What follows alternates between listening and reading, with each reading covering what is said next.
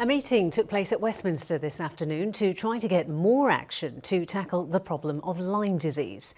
It's claimed thousands of cases of the disease, which is spread by tick bites, are going undetected.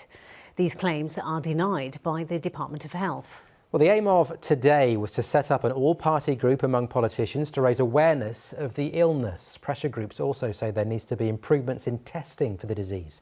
Kevin Ashford reports.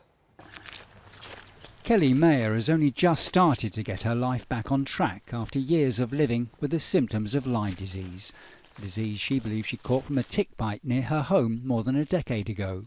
Until recently, she had to rely on a wheelchair to get around and suffered from extreme fatigue as well as joint and muscle pain. Really weak, I can't move.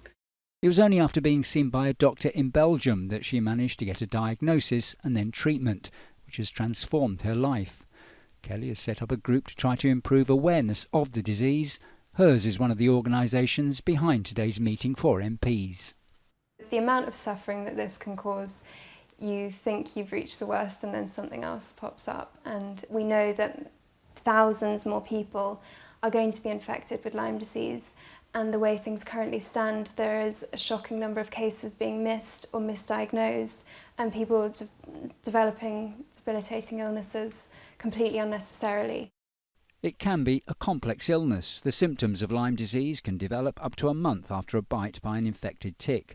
Around half the time, the reaction is a bullseye-shaped rash. If treated early, it's harmless, but untreated, the symptoms can become much more serious. No diagnosis? No diagnosis because Demetrios Loukas is also a Lyme disease sufferer. He too had to go abroad before his condition was diagnosed and treated. The group he set up has just carried out research which suggests the number of undiagnosed Lyme disease cases in the UK could run into thousands, possibly hundreds of thousands.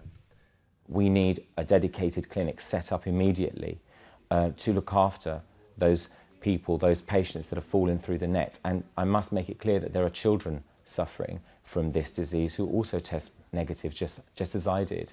It's just unacceptable. We also need funds to be authorised, to be allocated to the development of a new testing system. There are a lot of people out there with conditions like chronic fatigue, fibromyalgia, psychiatric conditions, autoimmune conditions that may actually be infected by I call it the sort of signature agent of Lyme disease, and that's an organism called Borrelia.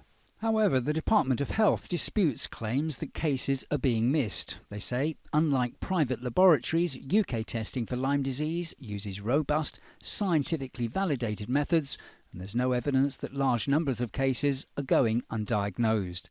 The size of the tick population in the UK is said to be increasing, another factor likely to increase the number of diagnosed cases of Lyme disease in the country too. Kevin Ashford, ITV News. And if you want to know more, there's a fact file about Lyme disease on our website, where you can also read about a woman from Nottingham who has the disease.